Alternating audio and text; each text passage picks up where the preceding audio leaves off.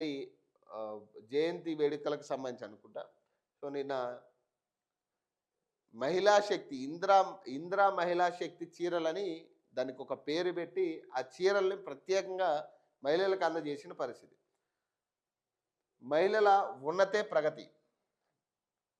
మహిళా సంఘాల ఉత్పత్తులు అంతర్జాతీయ మార్కెట్‌కు.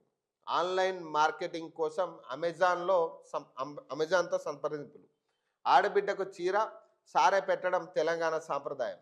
రాష్ట్రంలోని తోబుట్టువులందరికీ ఇందిరా మహిళా శక్తి చీరలు. మొదటి విడతగా గ్రామీణ ప్రాంతాల్లో 65 లక్షల చీరల పంపిణీ. పట్టణ ప్రాంతాల్లోని మహిళలకు 35 లక్షల చీరలు పంపిణీ అంట. మహిళా సంఘాలతో వీడియో కాన్ఫరెన్స్. ఇందిరకు ఘన నివాళులంట.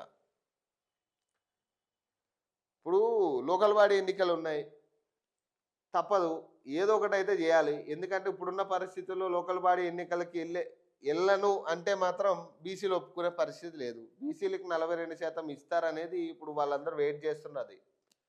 మరి ఈ నేపథ్యంలో మరి ఏదో ఒకటైతే మతలబ్ చేయాలి.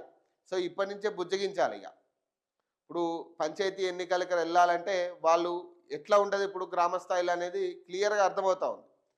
వీళ్ళు చేసిన సర్వేలో కూడా అంతే ఘోరంగా ఉంది. ఇప్పుడు సర్వే చేస్తే సర్వేలో కూడా అంతే ఘోరంగా ఉంది ప్రభుత్వ వ్యతిరేకంగా.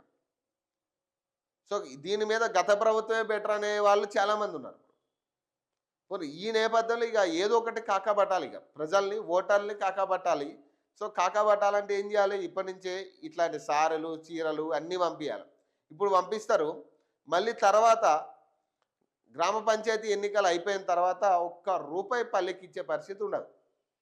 వీళ్ళకి ఏంటంటే ఇప్పుడు కొత్తగా గుర్తొచ్చింది పల్లె. ఇప్పటి వరకు గ్రామాల్లో ఏం చేయాలనే దాని మీద ఇప్పటివరకు క్లారిటీ లేదు. దాదాపు 2 సంవత్సరాలు అయిపోయింది పంచాయతీ సర్పంచ్ల పదవి కాలం ముగిసి, కానీ 2 సంవత్సరాల నుంచి దాని మీద ఆలోచన లేదు. సో ఇప్పుడు బీసీలకు 42% ఇవ్వాలనే దాని మీద దీన్ని ప్రచారం చేసుకోవాలి. మళ్ళీ వచ్చే ఎన్నికల్లో కూడా ఈ 42% బీసీలకు ఇచ్చామన్న మాట మేము నెరవేర్చామనేది చెప్పుకోవాలనే దాని మీద ఈరోజు ఏం చేస్తూ ఉన్నారు, గ్రామ పంచాయతీ ఎన్నికలు పెడుతున్నారు. సో ఏదైనా కానీ ఇప్పుడు బీసీలకి 42% మళ్ళీ పార్టీ పరంగా ఇస్తామంటే వాళ్ళు ఒప్పుకోరు. సో ఇప్పుడు ఏం చేయాలి, ఏదో రకంగా ప్రజలను కాకబట్టే పరిస్థితి. సో ఇట్లా సారెలు చీరలు అన్నీ పంపుతారు. 2 సంవత్సరాల నుంచి చేయలేనివన్నీ కూడా ఒకే ఒక నెలలో అవుతాయి పనులన్నీ. 2 సంవత్సరాలుగా పెండింగ్లు ఉన్న పనులన్నీ కూడా ఇప్పుడు గ్రామాల్లో ఒక్క నెలలో అవుతాయి.